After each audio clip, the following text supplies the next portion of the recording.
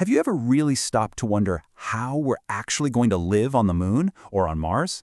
I'm not talking about the rockets that get us there, but the places we'll call home. Well, today, we're diving into the incredible field of space architecture. It's literally the blueprint for our future in the final frontier.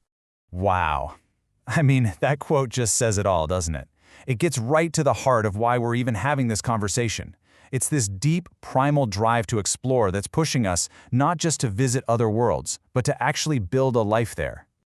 For so long, living in space was just, sci-fi, pure imagination. You think of Jules Verne or the sprawling cities in Star Wars. But the craziest part? It's not science fiction anymore.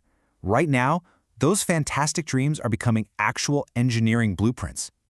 Okay, so how do we make that leap from a dream to a real place to live? Well, that's where this amazing field comes into play. Let's break down exactly what we mean by space architecture. So at its core, it's the art and science of designing places for people to live in space. But here's the thing, it's so much more than just engineering. No way. It brings together architecture, sure, but also psychology and what we call human factors. The goal isn't just to keep people alive, it's to create a place where they can actually thrive, both physically and mentally. Now get ready for this because it's a bit of a mind bender. This theory of universal architecture basically says that every single building on Earth is just a special type of space architecture. It's a design specifically for our planet's unique gravity, atmosphere, and resources. Think about it.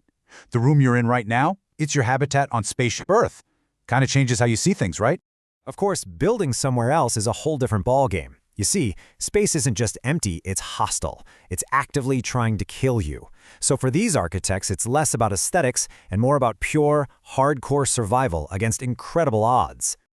Just take the moon, for instance. The temperatures are just insane. During the day, it's hot enough to boil water, and then at night, it plummets to colder than almost anything on Earth. We're talking a swing of hundreds of degrees every single day. Anything we build there has to somehow withstand that constant, brutal change. And it's not just the temperatures. There are all these invisible dangers too. You've got constant radiation bombarding you, tiny meteorites that hit like microscopic bullets, the unforgiving vacuum of space. And on top of all that, you have to deal with the intense, profound psychological stress of being so far from home. It's a huge challenge to protect not just the body, but the mind. So you might be thinking, this is really cool for astronauts, but why should I care? Well, it turns out it matters a lot, because solving these impossible problems for space is actually helping us solve some major problems right here on Earth. It all comes down to this incredible cycle of innovation. See, in space, you can't waste anything. You have to recycle every last drop of water, every bit of air you breathe. It's what's called a closed-loop system. And when you perfect that kind of extreme efficiency, well, you can apply those exact same ideas to build incredibly sustainable buildings back home. And this isn't just theory. Check this out. This is a research station in Antarctica. It's completely off the grid, totally self-sufficient. And how does it work?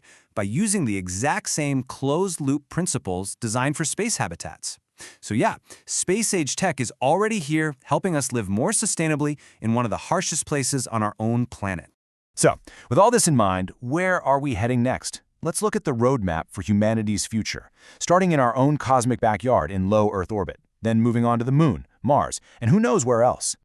When you look at it like this, our progress is pretty staggering. Back in the 60s with Apollo, we basically had a high-tech tent for just a couple of days. Then came the International Space Station, a real home in orbit for over 2 decades.